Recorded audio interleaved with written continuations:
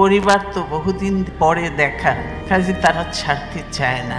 দেশের রাজনীতিতে আছে এমন কিছু ব্যক্তির নাম যাদের জীবন সময়ের টানাপোড়েনে জড়িয়ে যায় ক্ষমতা, আন্দোলন আর নিঃসঙ্গতার ভেতর দিয়ে রাষ্ট্রের উত্থান পতনের সঙ্গে। তেমন একজন সংগ্রামী নেত্রী, বাংলাদেশের প্রথম নারী প্রধানমন্ত্রী ও বেনজির ভুট্টোর পর মুসলিম বিশ্বের দ্বিতীয় মহিলা প্রধানমন্ত্রী বেগম খালেদা জিয়া।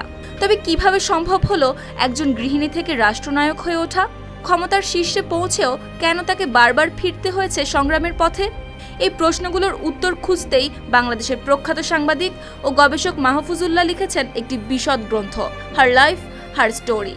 এই বইয়ে উঠে এসেছে খালেদা জিয়ার ব্যক্তিগত জীবন, তার রাজনৈতিক উত্থান, ক্ষমতা, কারাবাস ও দীর্ঘ সংগ্রামের জীবন।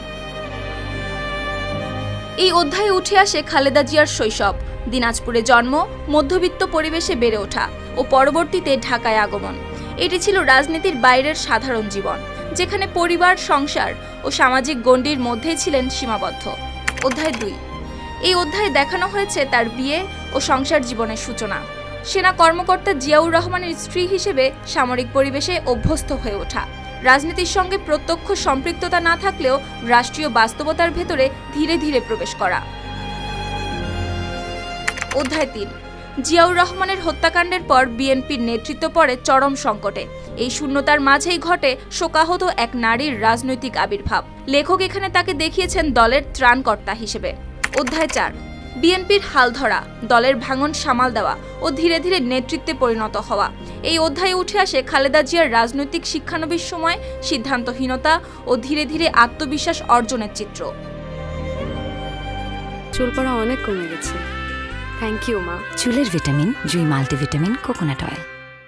অধ্যায় 5। দলীয় ঐক্য গড়ে তোলার সময়, বিভক্ত বিএনপিকে একত্র করা, মাঠ পর্যায়ে গ্রহণযোগ্যতা বাড়ানো এবং বিরোধী রাজনীতিতে অবস্থান শক্ত করা এই অধ্যায়ের মূল বিষয়। এখানে তিনি আবির্ভূত হন একজন সমন্বয়ক নেত্রী হিসেবে। অধ্যায় 6। সামরিক শাসনের সময়কার কঠোর ও দমনমূলক রাজনীতির বর্ণনা, বিরোধী দল হিসেবে আন্দোলন, গ্রেপ্তার, গৃহবন্দিত্ব ও প্রশাসনিক চাপে রাজনীতির কৌশলগত দিকটি এখানে তুলে ধরা হয়।